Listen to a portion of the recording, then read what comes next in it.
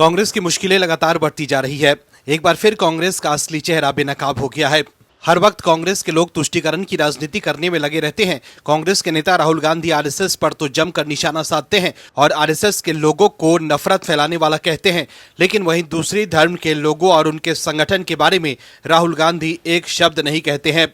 उल्टा किसी को कोर्ट से सजा मिले या कोर्ट उसे दोषी करार दे तो कांग्रेस तिलमिला जाती है। एक बार फिर कोर्ट के एक फैसले से कांग्रेस को मिर्ची लग गई है, लेकिन पलटवार कर बीजेपी ने राहुल गांधी की चिंता बढ़ा दी है। क्या है खबर, बताते हैं आपको इस रिपोर्ट में। दर्शकों, कांग्रेस पर एक बार फिर गंभीर आरोप लगे हैं।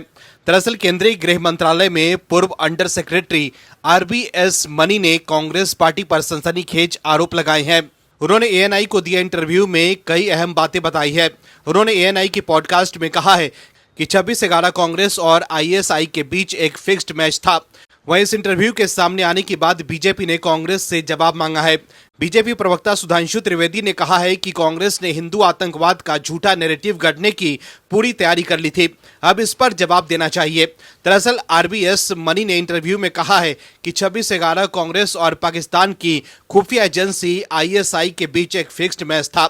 उन्होंने ये भी विवादास्पद दावा किया है कि 26/11 यानी मुंबई हमले के नैरेटिव को हिंदू आतंकवाद के तौर पर पेश करने की योजना थी। उन्होंने तर्क दिया कि चूंकि आतंकवादी अजमल कसाब कलावा पहने हुए पकड़ा गया था, इसलिए अगर मुंबई पुलिस अधिकारी तुकाराम ने कसाब को जिंदा न पकड़ा होता तो ये हमला झूठे तौर पर हिंदू समूहों पर मढ़ दिया जाता। इसी को लेकर बीजेपी नेता सुधांशु त्रिवेदी ने कांग्रेस पर निशाना साधा है। बीजेपी सांसद सुधांशु त्रिवेदी ने कहा है कि एक और अहम बात यह है कि UPA सरकार के समय गृह मंत्रालय के एक सीनियर अधिकारी RBS मनी ने एक एजेंसी को इंटरव्यू दिया है। इसमें उन्होंने कहा है कि 26/11 मुंबई हमले के दौरान अगर अजमल आमिर कसाब जिंदा नहीं पकड़ा जाता तो हिंदू आतंकवाद का झूठा नैरेटिव गढ़ने की पूरी तैयारी हो चुकी थी। त्रिवेदी ने कहा कि RBS मनी ने जो कुछ भी कहा है वो कोई आरोप नहीं बल्कि ठोस सबूत है। अब कांग्रेस पार्टी की जिम्मेदारी है कि वो इसका जवाब दे।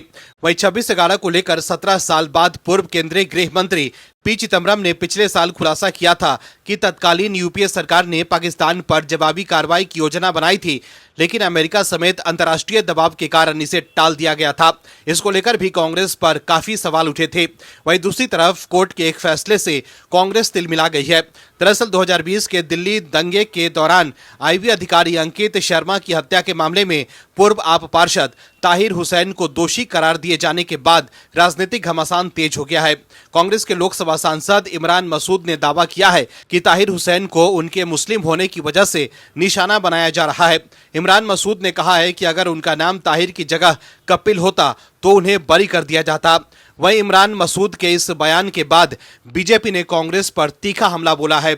इमरान मसूद के बयान पर बीजेपी के राष्ट्रीय प्रवक्ता गौरव भाटिया ने सवाल उठाते हुए पूछा है कि क्या ये कांग्रेस नेतृत्व की आधिकारिक सोच है।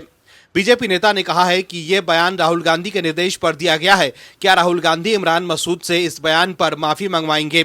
वहीं बीजेपी ने यह भी आरोप लगाया है कि कांग्रेस न्यायिक फैसले पर धर्म का रंग चढ़ाने की कोशिश कर रही है। वहीं बीजेपी प्रवक्ता प्रदीप भंडारी ने एक्स पर लिखा है कि कांग्रेस ने ताहिर हुसैन को लेकर वोट बैंक की राजनीति शुरू कर दी है। कांग्रेस हत्या के दोषी ताहिर हुसैन का बचाव कर रही है। बाटला हाउस के आतंकवादी से लेकर ताहिर हुसैन तक कांग्रेस कभी पीछे नहीं हटती। कांग्रेस आतंकवादियों और दंगाइयों का समर्थन करने वाली पार्टी है। दरअसल दिल्ली की करकटडुमा कोर्ट के अतिरिक्त जज प्रवीण सिंह ने ताहिर हुसैन को भारतीय दंड संहिता की धारा 302 हत्या, 153A, 147, 148, 149, 365 और 188 के तहत दोषी करार दिया है। हालांकि अदालत ने उन्हें धारा 120B आपराधिक साजिश और धारा 129 के आरोपों से बरी कर दिया है। इस मामले में अदालत ने आपके पूर्व नेता ताहिर हुसैन के अलावा नाजिम कासिम, जावेद और अनस को भी दोषी ठहराया है। लेकिन राहुल गांधी के करीबी और कांग्रेस सांसद इमरान मसूद ने ताहिर हुसैन को लेकर बयान देकर कांग्रेस को बैकफुट पर ला दिया है। Bureau report OMH news. आप दर्शकों से विनम्र निवेदन है कि चैनल को सब्सक्राइब जरूर करें।